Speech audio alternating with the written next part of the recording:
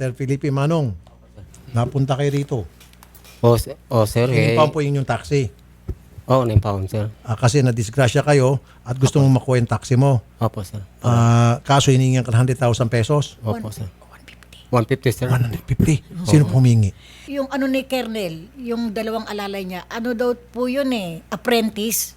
Akong bahala. Kunin natin ng libre. Okay. Pero syempre, kung kayo po'y nakadisgrasya, dapat sagutin nyo rin po yung pagpapagamot ni Kernel. SPO1 Salani Rajail. SPO1, magandang hapon, sir. Yes po, sir. Magandang hapon po sa inyong po. Di ba, sir? Tama ako. Isusoli niyo po yung taxi. Hindi pa po, kasi po under investigation po. Inaantay ko po yung kung mag-submit si Sir Alba ng complaint affidavit niya formal at saka medical certificate. Teka muna, sir. Nasagasaan ba si Kernel o siya ay pasahero? Passenger po ng taxi na yan po.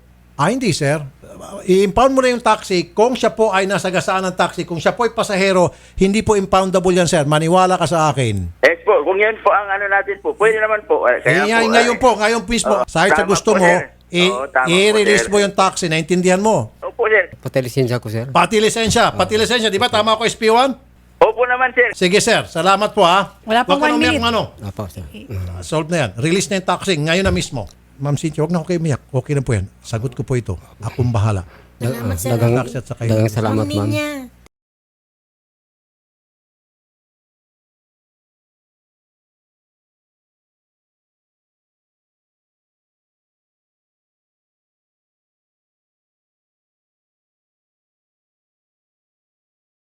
Masaya na ko lagi ko na siya kung yan ang Tapos, balik daw dito, pirmahan na i-receive niyo. Opo.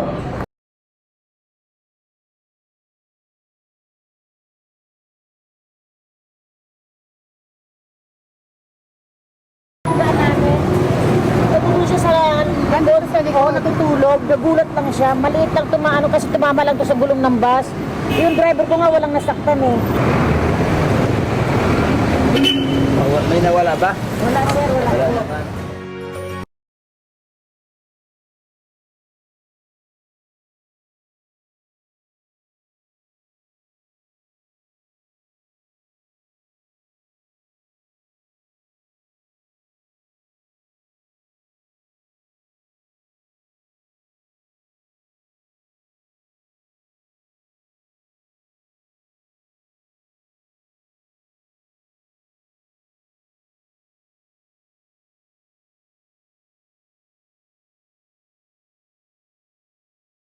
Maraming salamat sa Rapid Turbo. God bless. Dagang salamat. Sir Tolpo, ang akong lisensa, ako kung nang nakuha ni Jod karon. Basta ako ang susi ng taxi, akong dala. Ako kayo dagang salamat ni Mutanan. Bye, thank you.